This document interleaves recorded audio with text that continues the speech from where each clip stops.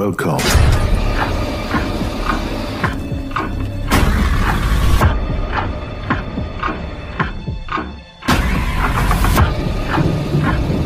Assalamualaikum guys, halo, kembali lagi di channel Story Horror. Di sini saya akan melanjutkan cerita yang berjudul Lelembut Pengantar Emas ya guys. Yuk kita mulai. Kang Darman tak menyangka akan kedatangannya. Neng, akhirnya kamu pulang. Mana Amin dan Wisnu? Tanya Kang Darman. Ya, kini Lastri berada di hadapannya, wajahnya tak menyiratkan apapun selain amarah dan matanya menyorot tajam kepada Lastri. Kang Darman kemudian menghampiri Lastri. Diam di sana Kang. Katakan padaku yang sebenarnya, apakah kamu yang sudah membakar pesantren Kiai Mustafa? Tanya Lastri. Kebakaran? Pesantren? Apa maksudmu Neng? Jawab Kang Darman.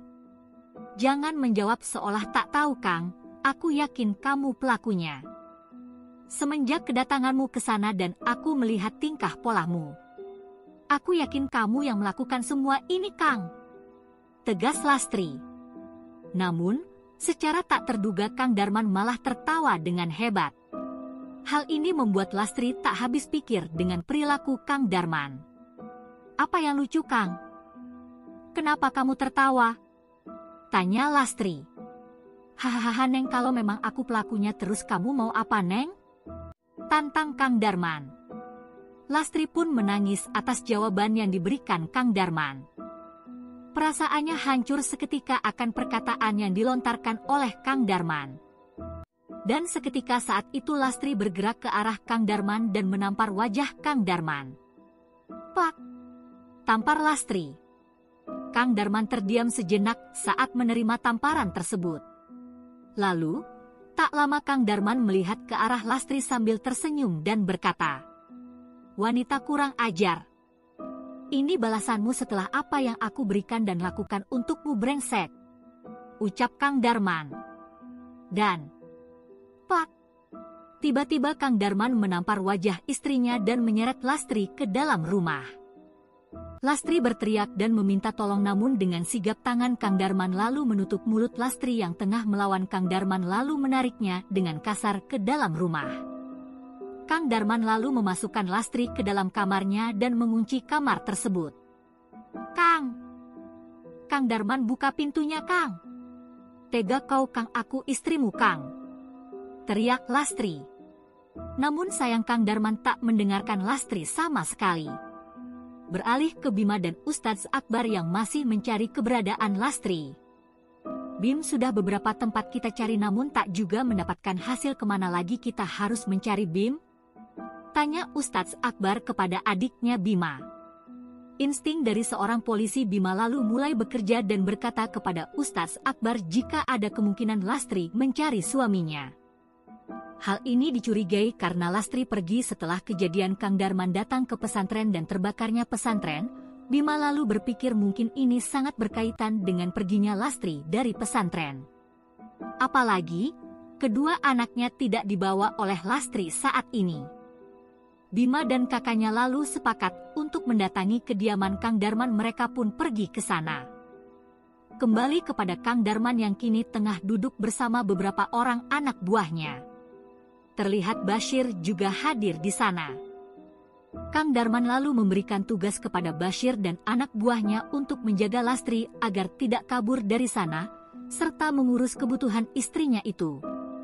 Lalu tak lama seorang anak buahnya setengah berlari menghampiri Kang Darman. "Maaf Kang. Di depan ada dua orang mencari Akang, setahuku salah satunya adalah guru di pesantren yang waktu itu kita datang Kang. Dan satunya lagi dia terlihat seperti seorang anggota Kang," bisik salah satu anak buahnya itu. "Bima," ucap Kang Darman. Kang Darman lalu memerintahkan Bashir untuk mengamankan Lastri agar tidak dapat berteriak ataupun membuat suara apapun yang mengakibatkan kecurigaan. Kemudian Kang Darman juga menelpon seseorang, dan setelah itu Kang Darman datang menghampiri Bima dan Ustadz Akbar. "Wah wah wah, lihat siapa yang bertamu," ucap Kang Darman. Apa gerangan sampai-sampai seorang polisi dan guru ngaji datang ke sini? Kenapa kamu tidak mengajari anak-anakku belajar menyeberangi jembatan di akhirat? Ejek Kang Darman kepada Ustadz Akbar dan Bima. Apa istri bapak di sini? Tanya Bima. Wow, kenapa saudara tiba-tiba menanyakan istriku? Apa urusan MU dengan istriku, hah? Jawab Kang Darman. Wajah Bima terlihat sangat marah mendengar ucapan kesombongan dari Kang Darman. Namun, Ustadz Akbar mulai menenangkan Bima adiknya. Ustadz Akbar dan Bima kemudian berbincang akan tujuan mereka datang ke rumah Kang Darman. Istri dan anakku sudah meninggalkanku dan memilih hidup di pesantren busuk itu. Mereka lebih memilih ranjang bambu yang keras daripada kasur empuk dan rumah mewah ini. Jawab Kang Darman. Sontak jawaban Kang Darman membuat geram Bima yang ingin menghajar Kang Darman. Namun, lagi-lagi Ustadz Akbar menahan adiknya untuk melakukan hal sembrono. Tak selang berapa lama telepon Bima berdering. Bima lalu menerima panggilan tersebut dari seseorang. Maaf Pak, tapi... Ucap Bima lalu telepon pun ditutup oleh orang yang menelepon Bima. Bima hanya diam terpaku atas perbincangannya dari seseorang itu. Lalu, Bima memandang wajah Kang Darman dengan penuh amarah dan rasa emosi yang memuncak. Tak lama setelah itu Bima lalu mengajak Ustadz Akbar untuk segera pergi dari kediaman Kang Darman. Kang Darman hanya tersenyum puas atas kepergian Bima dan Ustadz Akbar saat itu.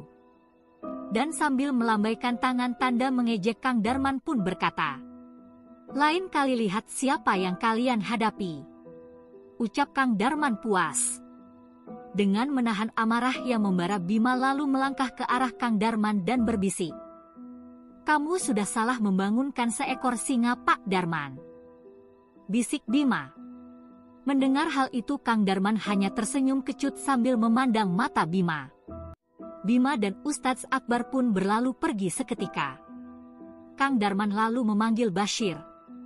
"Bashir, ada tugas baru untukmu," ucap Kang Darman. Kembali ke Bima dan Ustadz Akbar yang kini tengah berada di dalam mobil menuju ke pesantren kembali. Di perjalanan wajah Bima tidak bisa menutupi kemarahan yang luar biasa. "Siapa yang tadi menghubungimu, Bim?" tanya Ustadz Akbar. Lalu Bima menjawab bahwa orang itu bukan siapa-siapa. Ustadz hanya diam mendengar hal tersebut. Beberapa waktu di perjalanan lalu tak sengaja Bima dan Ustadz Akbar melewati sebuah jalan desa. Tiba-tiba, "Astagfirullahaladzim!" teriak Ustadz Akbar sembari menyuruh Bima berhenti dan sambil menoleh ke sebuah rumah di samping kanan mobilnya. "Bim, berhenti sebentar, astagfirullah ya Allah," ucap Ustadz Akbar. Bima bingung dengan apa yang Ustadz Akbar lakukan dan menanyakan apa yang sebenarnya terjadi. Lalu Ustadz Akbar mengatakan jikalau dia melihat yang Bima tidak bisa lihat dari rumah yang dipandangnya itu. Bima semakin heran bingung dengan perkataan kakaknya tersebut. Wajahnya penuh dengan tanda tanya dan tak mengerti. "Makhluk-makhluk apa itu ya Allah?" ucap Ustadz Akbar yang terus memandangi rumah itu. Bima semakin bingung dan mendesak Ustadz Akbar untuk memberitahu apa yang terjadi. Lalu Ustadz Akbar memandang Bima dan berkata, "Apa kamu yakin ingin melihatnya, Bim?" tanya Ustadz Akbar. Bima lalu menegaskan bahwa dia sangat ingin tahu apa yang dilihat oleh kakaknya itu. Kemudian dengan memejamkan mata Ustadz Akbar membaca beberapa ayat dan meniupkannya ke wajah Bima. "Coba kau tengok sekarang ke arah rumah itu," ucap Ustadz Akbar. Bima pun lalu menoleh. Alangkah terkejutnya Bima dengan apa yang dilihatnya itu, matanya tak sedikit pun berkedip atas pemandangan yang Bima lihat. "Allahu Akbar!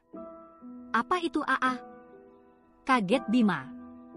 Terlihat oleh mereka sekumpulan makhluk-makhluk mengerikan dan menakutkan mengelilingi rumah itu, mulai dari atap, dinding, dan pepohonan sekitar rumah itu dipenuhi sekumpulan makhluk astral yang menakutkan.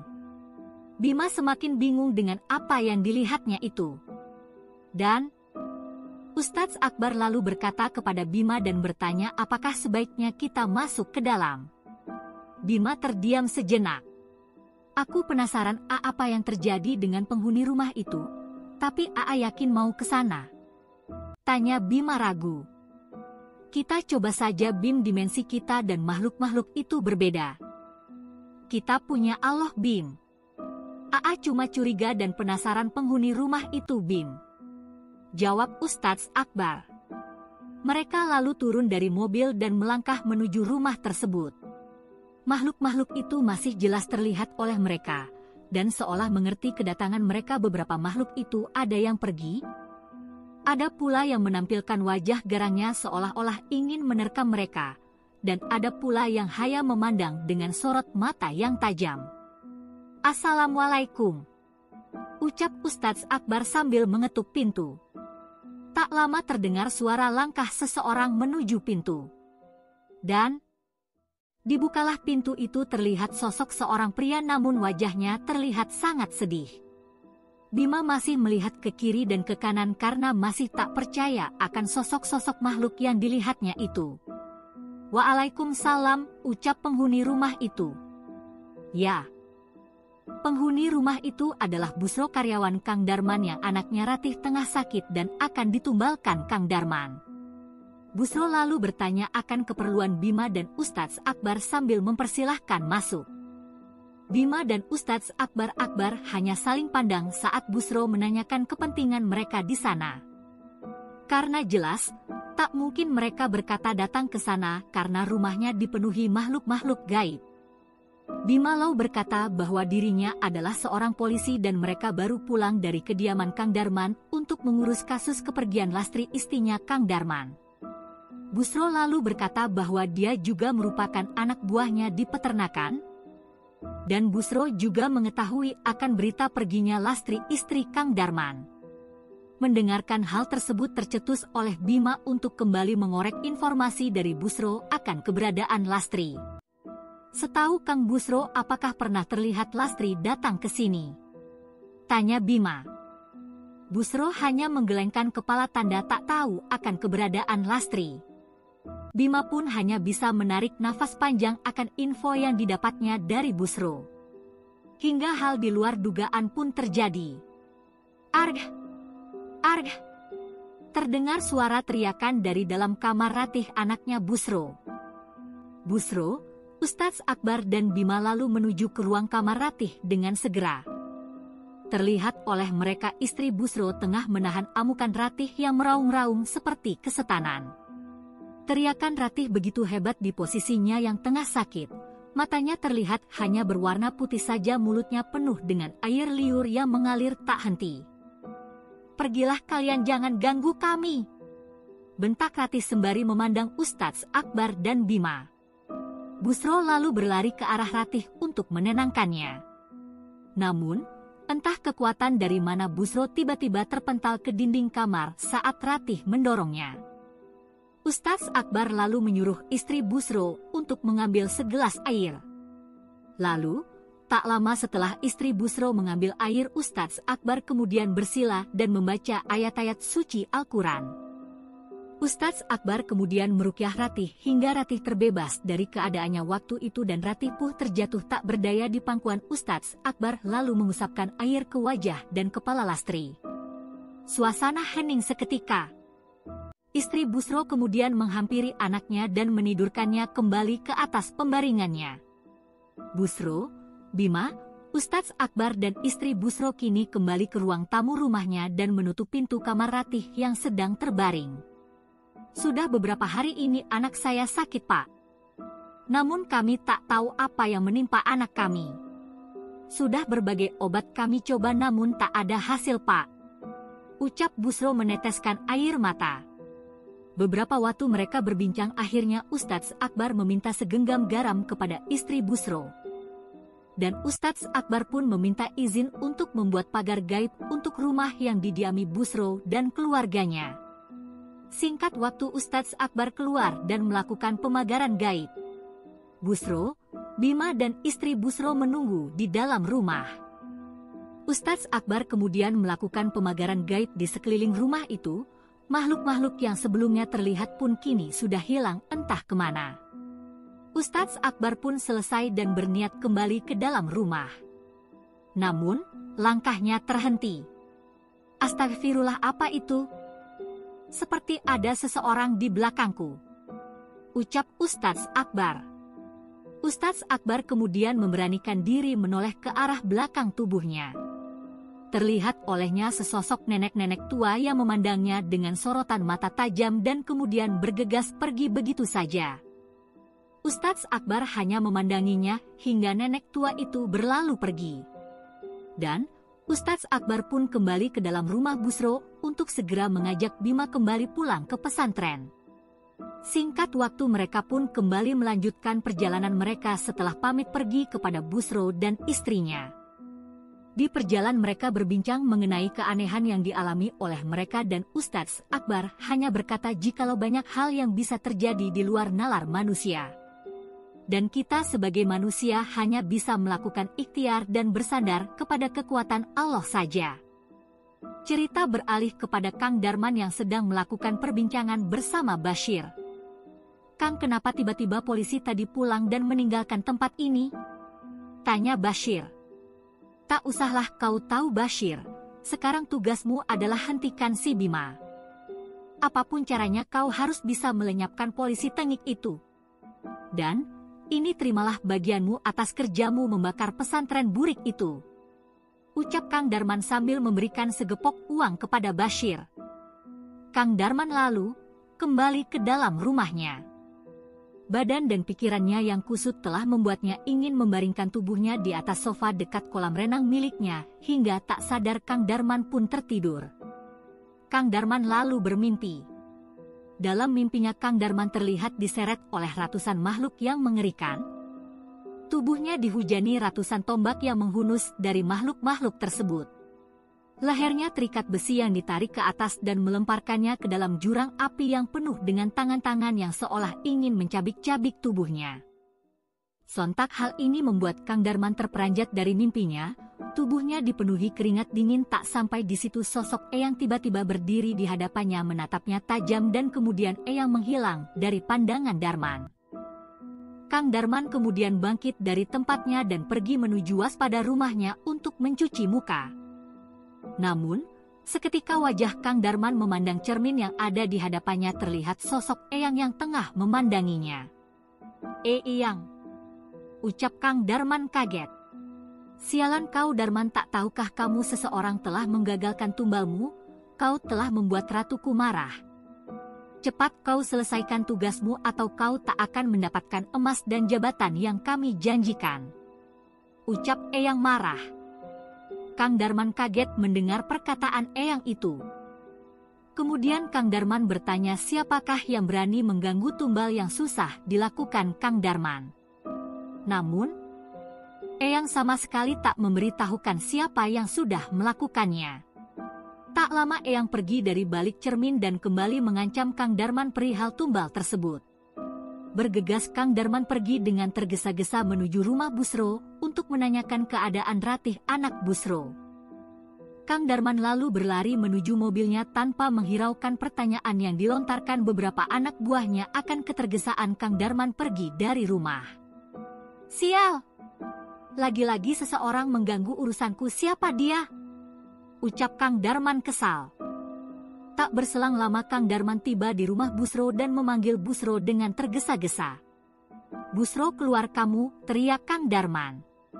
Busro pun keluar menuju teriakan Kang Darman, lalu Kang Darman dengan marah menanyakan siapa yang sudah datang ke rumahnya itu. Dengan ekspresi heran dan takut Busro menjelas bahwa sebelumnya terdapat 2 orang memakai sebuah mobil jeep hitam yang tiba-tiba datang ke sini. Seseorang memakai pakaian santri dan seorang lagi memakai baju kasual berbadan tegap. Dan mereka mengatakan jikalau baru mendatangi Kang Darman untuk mencari kepergian Lastri yang hilang. Dengan tangan yang masih memegang kerah baju Busro, Kang Darman berkata, "Lagi-lagi kau Bima." Dalam hati Kang Darman geram. Tak banyak waktu Kang Darman berlalu tanpa mengatakan apapun kepada Busro yang terlihat kebingungan akan perilaku Kang Darman. Singkat waktu Kang Darman kembali ke rumahnya dan memanggil Bashir. Bashir pun segera datang kepada Kang Darman. Aku tidak mau tahu apapun sekarang bagaimanapun caranya bawa kepala polisi itu padaku. Apabila kamu sanggup membawa kepalanya padaku, kupastikan kehidupanmu akan dipenuhi kemewahan dan seluruh anggota keluargamu akan aku tanggung hidupnya. Ucap Kang Darman dengan nada marah. Tak lama Bashir pun menyetujui tawaran Kang Darman lalu bergegas pergi dengan beberapa anak buahnya untuk mencari keberadaan Bima. Bashir pun kini mulai mengejar mobil Bima van Ustadz Akbar dengan mengebut. Hingga beberapa waktu akhirnya Bashir dapat menyusul keberadaan mobil Bima dan Ustadz Akbar yang tengah parkir di sebuah masjid untuk menunaikan sholat maghrib.